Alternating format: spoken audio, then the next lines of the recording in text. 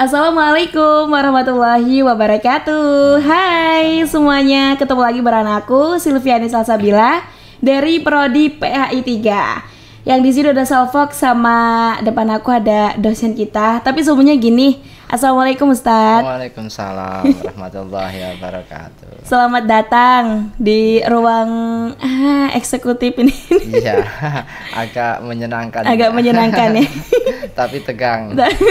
Enggak, jadi saya mau tanya-tanya aja deh sama Ustadz ya. Kebetulan ini kita memasuki di bulan Oktober.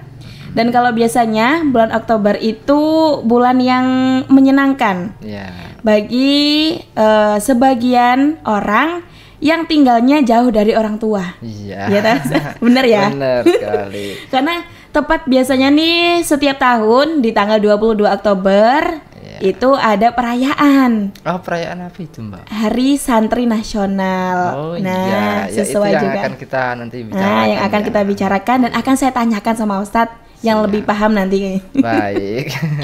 Tapi sebelumnya Ustadz silakan perkenalkan diri dulu untuk teman-teman asik di luar sana. Oke.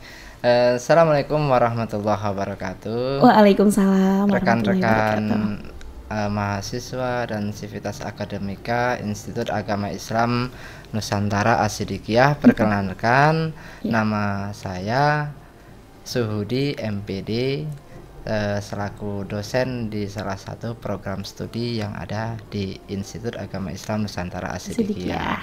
Pada kesempatan ini mungkin akan memberikan sedikit wawasan, gambaran tentang Hari Santri Nasional. Itu mungkin Mbak ya? Iya. Tapi saya ini ngajak Bapak, saya tanya Bapak juga karena ada sebab Bapak ya. Jadi saya dapat informasi kemarin kalau HSN tahun ini di institusi kita, Bapak sebagai ketua pelaksana atau ketua panitia nih Pak? Iya, kebetulan ya. Kebetulan ini jika sifatnya belum siap sebenarnya. Kenapa kok belum?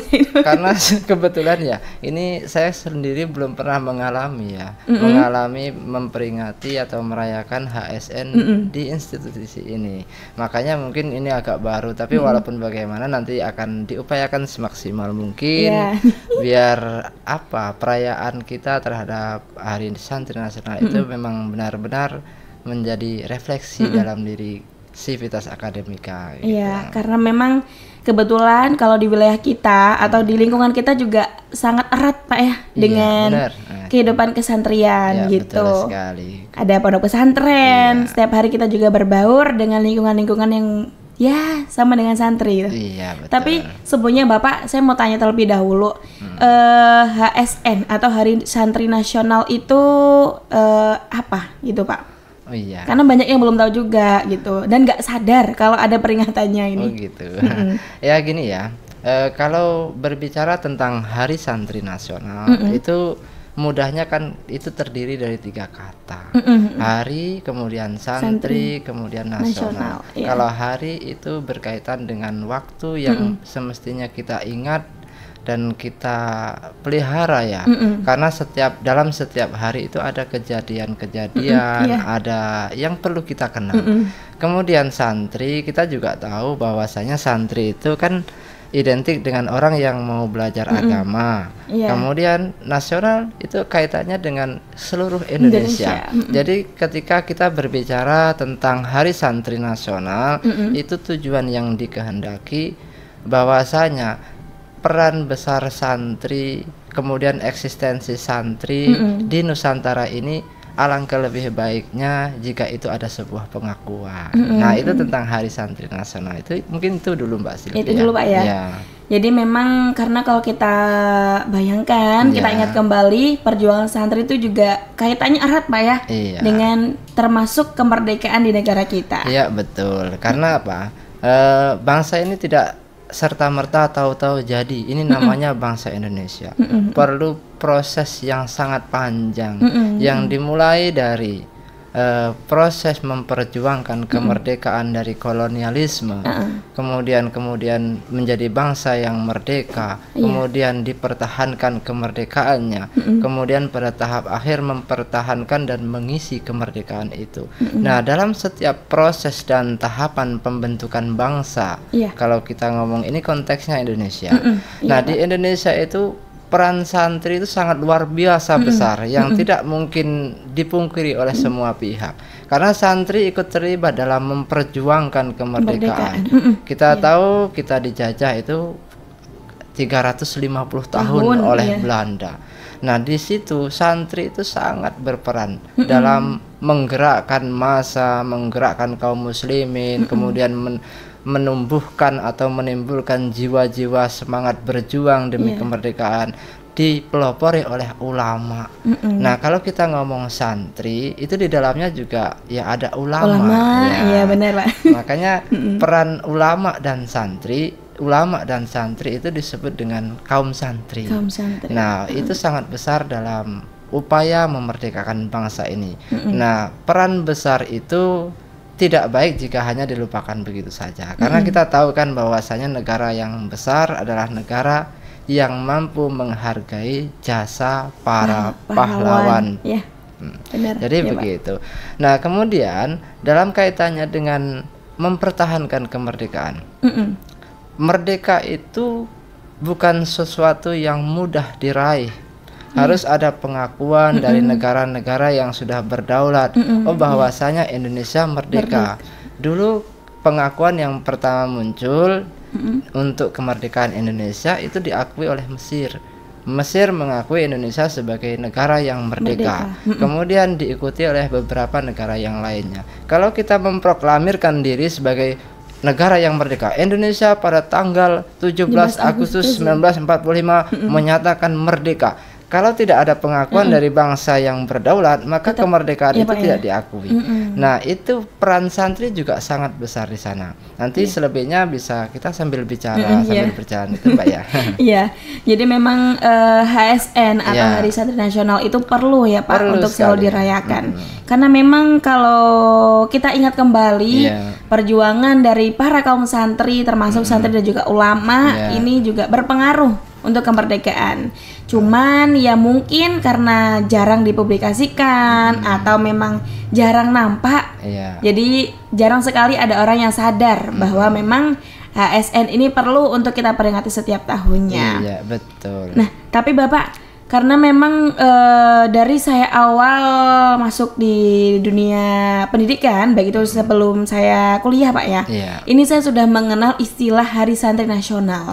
Dari saya juga kurang tahu Pak ya, ini dari tahun berapanya gitu.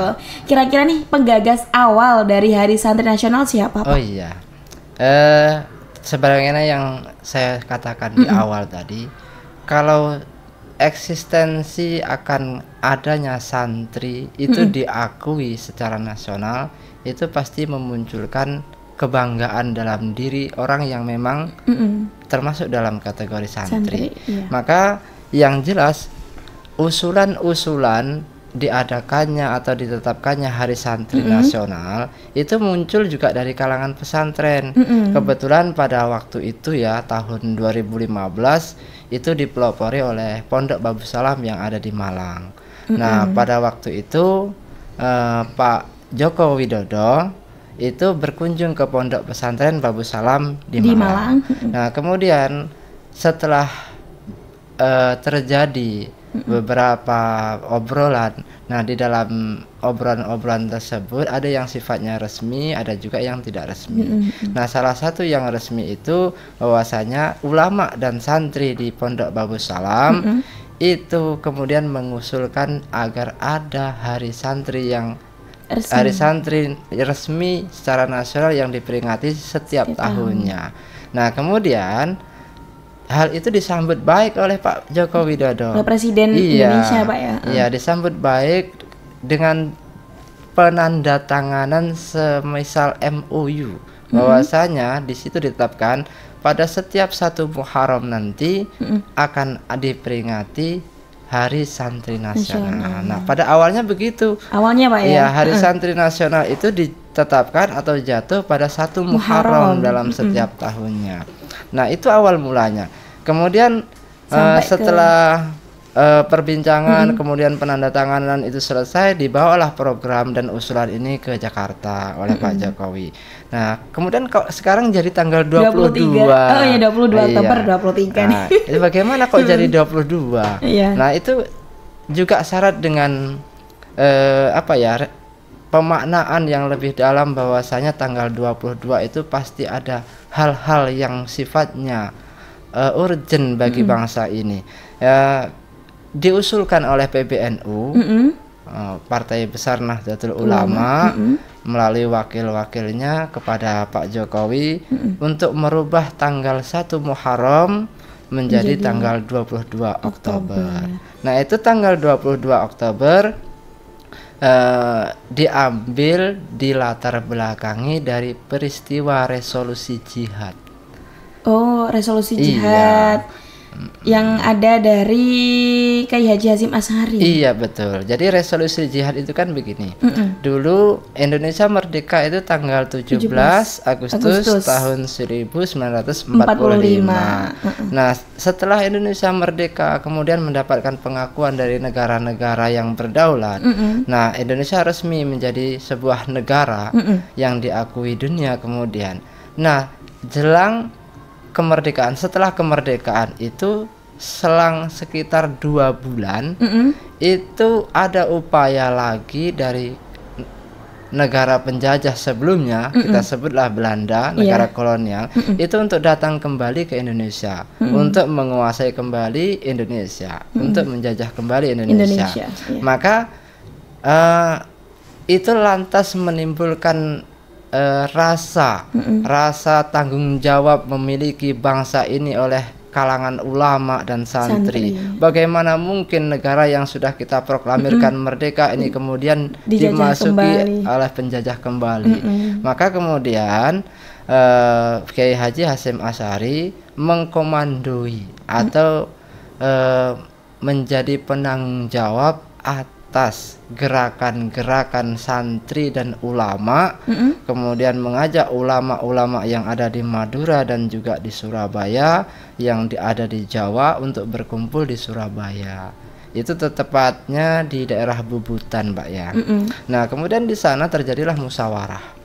Musyawarah itu mencari titik poin bahwasanya negara Indonesia itu harus melakukan penolakan terhadap upaya masuk kembali Belanda ke Indonesia. Nah, itu salah satu poin dari resolusi jihad.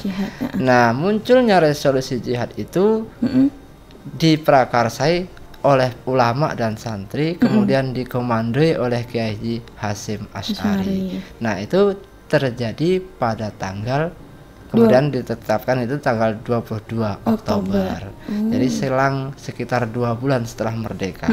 Itu resolusi jihad, maknya. Banyak sebenarnya peristiwa sejarah yang perlu kita ingat kembali. Iya, ingat kembali, kemudian direfleksikan dalam diri kita. Jadi saya baru tahu juga nih Pak, kalau memang awalnya Hari Santri itu diperingati setiap 1 Muharram. 1 Muharram. Tapi itu mungkin belum berjalan ya Pak ya? Masih rencana atau gimana Pak? Dulu gini, ada semacam kontrak politik. Kontrak politik. Jadi Pak Joko Widodo itu berkunjung ke Pondok Babu Salam dalam upaya minta dukungan. Minta dukungan untuk mencalonkan diri sebagai presiden. Nah, kemudian Pondok Pesantren Babu Salam itu membuka atau terbuka untuk mendukung Pak Joko Widodo sebagai presiden.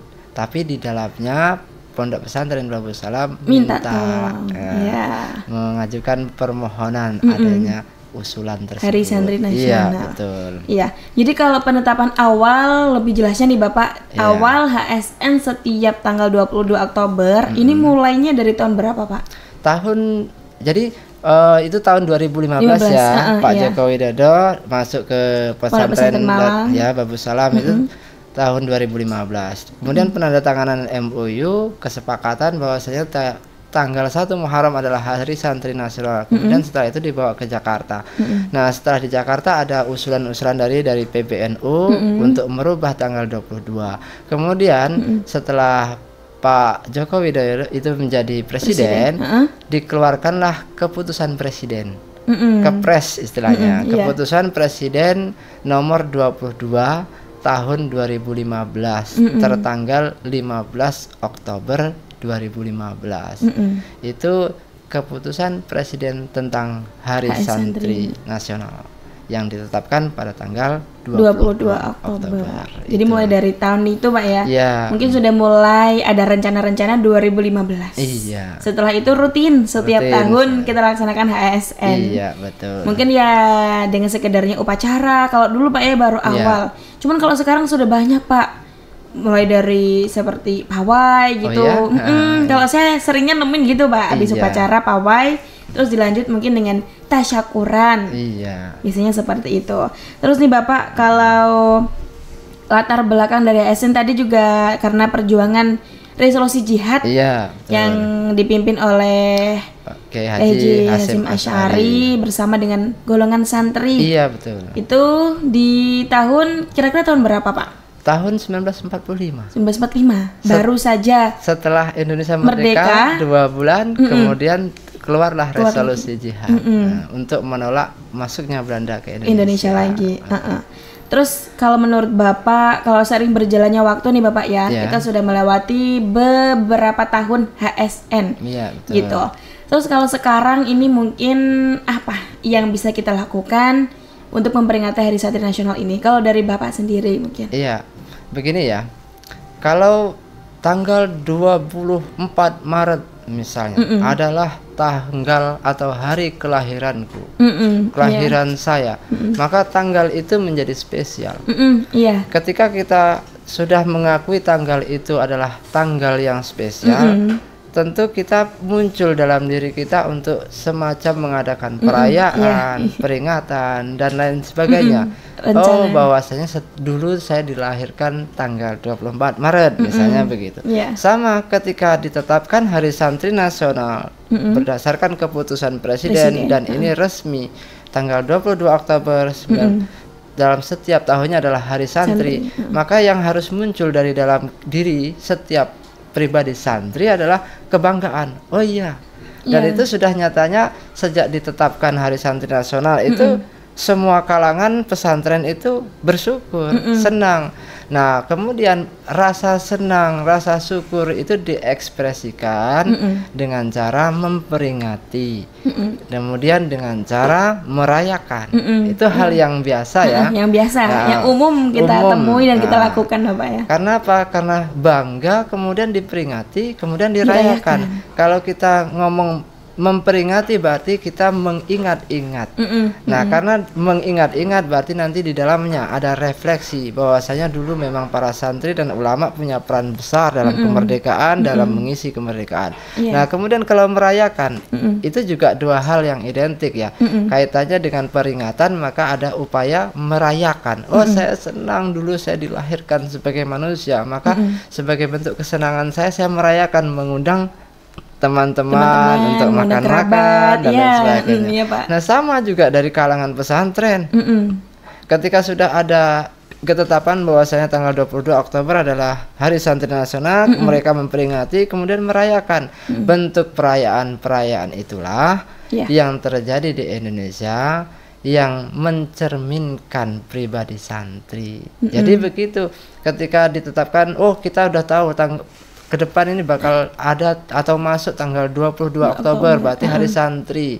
Nah, masyarakat tuh seyogyanya sudah tahu, oh kalau 22 Oktober Hari Santri berarti kalau kita pengen melihat bagaimana karakter bangsa kita, kita lihat di sana. Oh, dalam perayaannya memunculkan hal-hal yang sifatnya kesantrian. Nah, itu boleh saja, sah-sah saja selama perayaan itu tidak keluar dari makna sesungguhnya ya, makna yang dikehendaki. Jadi misalnya dengan mengadakan upacara Nah, karena di dalam upacara itu ada serangkaian seremonial ya. Iya, Di dalamnya juga ada kita mengingat zaman dulu, mengingat peran santri, kemudian ada semacam sumpah setia, pembacaan ikrar santri, dan lain gitu sebagainya. biasanya. Nah, itu seremonial untuk upaya merayakan saja. Iya. Nah, itu sah-sah saja dan baik kita pelihara untuk menunjukkan eksistensi sebagai santri. Nah, cuman Bapak, saya kan pernah dengar istilah nih, santri itu bukan hanya orang yang tinggal di pesantren saja, Baik, ya. tapi orang yang dari luar pesantren, tetapi dia memiliki mungkin cara berpakaian atau memiliki kepribadian yang sama seperti santri, itu juga bisa disebut sebagai santri. Oh gitu. Menurut Bapak gimana nih Pak? Makna awal penyebutan santri itu ditujukan untuk orang yang mau belajar agama. Dalam hal ini yang perlu digarisbawahi adalah orang yang mau belajar agama Islam. Itu yang perlu digarisbawahi. Jadi siapapun orangnya, mau anak-anak, mau tua, mau muda, nah ketika dia mau belajar agama, maka dia disebut dengan santri. Walaupun tidak berdomisili atau di pesantren. Misalnya ada tetangga atau keluarga, dia belajar agama di musola atau di tempat kiai atau di tempat ustadz, itu juga disebut dengan santri.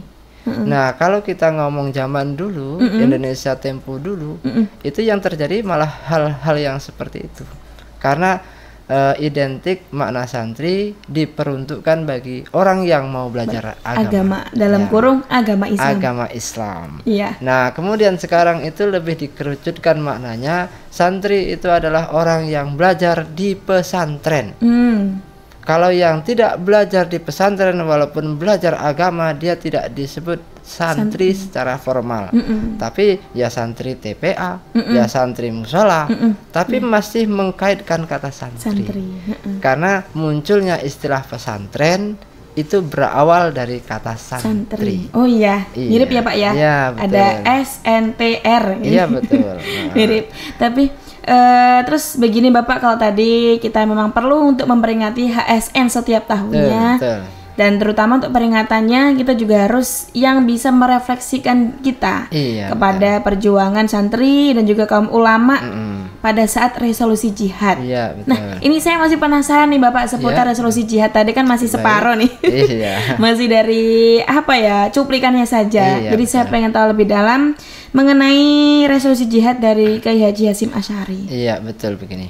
2 bulan setelah Indonesia merdeka, nah terdengar desas-desus oleh para kalangan santri bahwasanya Indonesia akan dimasuki kembali oleh Belanda. Nah, maka tidak mungkin bagi setiap pribumi asli Indonesia itu nerima, pasti menolak dengan sangat pasti sangat menolak. Akhirnya apa? Itulah sama saja. Kiai juga sama punya rasa yang begitu. Maka kiai yang paling berperan pada masa itu ya Kiai Haji Hasyim Asy'ari yang merupakan tokoh pendiri Nahdlatul Ulama. Di samping beliau adalah orang besar di bangsa ini, pasti punya peran besar. Makanya kemudian beliau menggerakkan para kiai yang ada di Madura dan seluruh Jawa berkumpul di Bubutan, bermusyawarah. Bagaimana caranya agar penjajah ini tidak kembali masuk ke Indonesia. Maka musyawarah itu kemudian menghasilkan kesepakatan antara seluruh kiai Jawa dan Madura, kemudian yang harus diikuti oleh para santri, para kiai yang ada di seluruh Nusantara. Walaupun yang istilahnya yang ikut rapat musyawarah itu cuman para kiai yang Jawa dan Madura, tapi keputusan ini diperuntukkan bagi seluruh warga Indonesia yang muslim di Sumatera, di luar Sumatera, dan semuanya diberlakukan seperti itu. Nah, kemudian hasil dari musyawarah itu menghendaki 2 poin penting.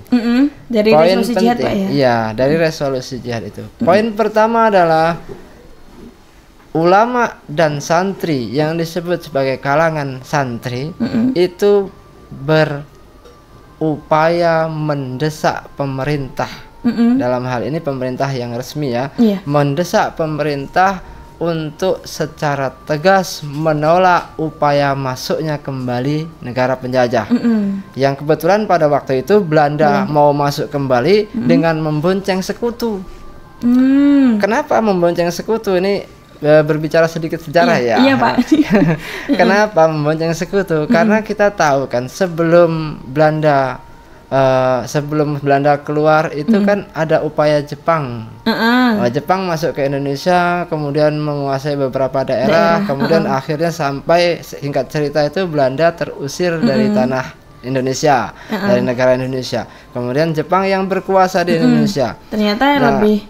Ya, setelah Jepang berkuasa 2,5 tahun, Jepang dikalahkan oleh sekutu. Maka ketika Jepang lemah, Belanda pengen masuk kembali. Nah, tapi juga sama, Belanda itu kan tidak punya kekuatan yang besar untuk mengalahkan bangsa kita, termasuk juga ada bekas-bekas tentara Jepang.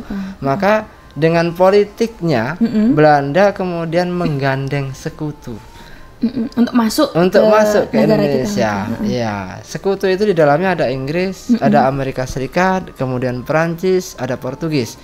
Artinya ketika Belanda menggandeng nama besar sekutu, nanti akan lebih memudahkan proses masuknya ke Indonesia, karena dianggapnya mungkin ya begini, nanti negara Jepang akan takut, negara Indonesia juga otomatis takut karena yang akan masuk itu negara-negara kuat, negara-negara kolonial gitu. Makanya para ulama lantas mendorong pemerintah akan mengeluarkan pernyataan tegas untuk menolak masuknya kembali Belanda dan sekutu. Nah, kemudian kedua,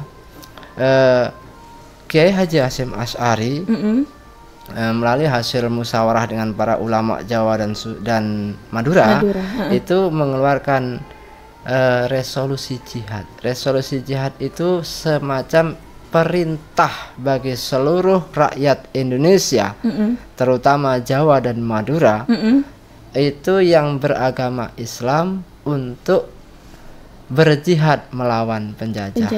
Dan siapapun yang berperang atau berjihad melawan penjajah, termasuk di dalamnya ada Belanda dan sekutu ya. Nah, kemudian dia gugur, maka dianggap sebagai mujahid, sebagai orang yang mati syahid. Nah, itulah poin-poin dari resolusi jihad. Ada 2 poin Bapak ya? Ya, 2 poin. Lantas itulah yang kemudian memunculkan semangat. Semangat dari kalangan orang-orang muslim ya, tua muda dan semuanya dari seluruh Indonesia itu untuk semangat menghibahkan diri sebagai relawan mempertahankan kemerdekaan. Ya. Itu singkat dari tentang resolusi jihad. Ya, betul. Memang ada 2 poin yang perlu kita ingat Bapak ya. Betul. Itu jadi poin dari resolusi jihad ini juga bisa kita gunakan untuk melatar belakangi memperayakan HSN setiap tahunnya. Nah, artinya kan begini. Kalau dalam seremonial peringatan dan perayaan Hari Santri Nasional, itu pasti menjadi poin yang perlu dijelaskan kepada halayak. Biar semua juga tahu. Nggak cuman besok Hari Santri. Tapi tidak ketemu tapi nggak tahu kenapa. Nggak gitu. bisa. Ini kenapa sih harus ada Hari Santri gitu kan? Awal mulanya kenapa kok bisa dan lain sebagainya gitu. Walaupun dulu ada pelajaran sejarah ya Bapak ya. Cuman ya mungkin sekilas aja gitu. Nggak bisa sampai benar-benar ingat, oh jadi gini Hari Santri itu karena ini gitu. Ternyata. Tapi yang perlu kita ingat juga Mbak ya, bahwasanya santri tadi kan sudah disebutkan, santri itu memperjuangkan kemerdekaan, kemudian mempertahankan kemerdekaan, kemudian juga mengisi kemerdekaan. Mengisi kemerdekaan itu hal yang ada di depan mata yang seharusnya kita pikirkan. Jadi perayaan dan peringatan terhadap Hari Santri Nasional itu harapannya tidak menindak bobokkan kita, kemudian lupa bahwasanya kita akan berbuat ke depannya. Oh, saya ini santri nih. Kemudian karena saya santri, saya merayakan dengan upacara, dengan seremonial dan apa-apa. Tapi kita lupa bahwasanya kita ini punya peran ke depan. Punya peran untuk mengisi kemerdekaan. Jadi banyak sekali kita ini bisa berperan dimanapun mbaknya ya. Kita ini santri bisa berperan melalui pemerintahan, melalui pendidikan, lingkungan di sekitar juga bisa. Iya, betul. Saya dulu sempat berhayal ya. Gimana kalau Bapak? Misalnya begini, birokrasi itu diisi sebagiannya atau enggak sampai sebagian. Nah, berapa persen di dalam birokrasi itu ada santrinya? Maka itu lebih punya warna yang berbeda daripada birokrasi diisi yang non santri. Nah, itu kan peran kita harusnya di situ muncul. Makanya sebagai pribadi yang santri, jangan lantas perayaan seremonial itu menjadikan kita lupa bahwasanya kita juga harus berperan ke depannya. Iya. Karena kita juga tidak perlu memperjuangkan kemerdekaan. Iya, betul. Kita nggak perlu mempertahankan, kita hanya perlu mengisi kemerdekaan. Tinggal ngisi aja kok susah ya Pak ya. Kalau kita ngomong banyak nih Mbak ya, Indonesia itu warnanya yang ngisi banyak hal ya. Iya, benar. Media sosial. Nah, media sosial itu yang mengisi mungkin non santri. Kenapa santri tidak ikut terlibat dalam mengisi media sosial? Itu kalau ngomong media sosial saja. Akhirnya media sosial dikuasai oleh orang-orang yang non santri, yang berpengaruh besar terhadap degradasi moral dan mental anak-anak saat ini. Nah, kita ngomong acara-acara di televisi juga sama. Kadang-kadang acara yang bersifat kesantrian itu hanya muncul pada bulan puasa. Selain itu tidak pernah. Nah, itu kita sebagai santri menunjukkan peran kita. Nah, itu caranya bagaimana? Itu yang perlu kita pikirkan ke depan. Ya, betul. Bagaimana santri itu bisa berperan di posisi apapun, sebagaimana santri dulu. Pendahulu kita yang dulu itu santri juga berperan di berperan penting ya Bapak, justru malah jadi pelopor utama. Ya, betul. Nah, itu PR kita ke depannya ya. Mudah-mudahan nanti ya setelah peringatan Hari Santri 2023 ini kita bisa benar-benar mengambil ibroh dari peringatan-peringatan sebelumnya. Mungkin dari 2015 ya, 16, 17 sampai berapa kali kita sudah mengadakan peringatan Hari Santri secara nasional ya. Nah, mungkin saatnya dalam setiap tahun kita merayakan, kita mengambil pelajaran, kemudian melihat peran ke depannya. Dan hari ini, pada hari ini kita bersemangat untuk peringatan Hari Santri tanggal 22 nanti secara institusi saja, untuk benar-benar mengisinya dengan yang sifatnya memunculkan kesantrian, dan itu yang bisa masuk ke dalam jiwa. Iya. Oke, terima kasih Bapak sudah bercerita banyak sekali nih mengenai HSN dari awal sampai dengan membahas resolusi jihad. Yang selama ini saya memang sering Pak nonton filmnya gitu, film peringatan Hari Santri. Cuman ya walaupun berkali-kali nggak tahu kenapa Bapak ya, kok kayaknya susah gitu untuk dimengerti. Tapi ketika diceritain kembali secara langsung, nah ini punya makna. Nah, ini kan baru mbaknya ya. Kalau misalnya kita pas perayaan besok kita ceritakan di depan halayak, lebih mengena di hati halayak semua. Dan akan dibawa ke masyarakatnya, dan mereka akan berbuat. Saya ini santri, timbul perasaan gitu. Kemudian berbuat di masyarakat sesuai dengan sesuai dengan gitu santrinya. Maka itu akan berdampak positif untuk kita pribadi dan juga untuk lingkungan, bahkan sampai ke negara kita ya Pak. Betul. Karena memang setiap perubahan itu pasti dimulai dari hal-hal kecil. Dan terutama dari diri sendiri. Diri sendiri. Oke, terima kasih Bapak sekali lagi mengenai Hari Santri, bahkan sampai dengan resolusi jihad yang sudah mau berbagi cerita langsung untuk teman-teman juga mungkin nanti yang masih kurang paham ya Bapak ya mengenai Hari Santri sampai dengan resolusi jihad, juga bisa mampir nanti ke channel YouTube kita. Oke, siap. Untuk Bapak juga terima kasih sekali lagi Bapak sama-sama. ya. Sampai jumpa kembali. Semoga Terima besok kasih. Hari Santri kita berjalan dengan lancar. Oke, amin. Dan selain itu juga mungkin nanti teman-teman yang ikut merayakan bisa mengambil semangat dari Hari Santri ke 2023 ini. Dengan tema apa Bapak tahun ini Pak? Jayakan negeri, itu titik poinnya ya. Titik poinnya ya. Jihad santri jayakan negeri. Oke, selamat. Terima kasih Bapak. Ya, sama-sama. Untuk teman-teman asik juga yang besok mau merayakan Hari Santri ya Bapak, bisa gabung di kampus kita karena ada upacara, terus ada lomba tumpeng katanya, lomba Pak, tumpeng juga. Bisa ikut join makan-makan, kalau nggak bawa tumpengnya ya nggak apa-apa Bapak. Iya, terima kasih Bapak sekali lagi. Untuk sobat asik juga terima kasih yang sudah menyaksikan. Yang merasa ini konten juga bermanfaat bisa nanti di like atau di share ke kerabat terdekat, ke teman-teman atau juga ke halayak umum. Untuk teman asik dan juga untuk Bapak, sampai berjumpa kembali. Tetap pantengin terus channel YouTube kita dan semua akun sosmed Institut Agama Islam Nusantara Asidikiyah. Saya Sylviani Salsabila dari Prodi PAI 3. Terima kasih. Wassalamualaikum warahmatullahi wabarakatuh. Waalaikumsalam warahmatullahi wabarakatuh.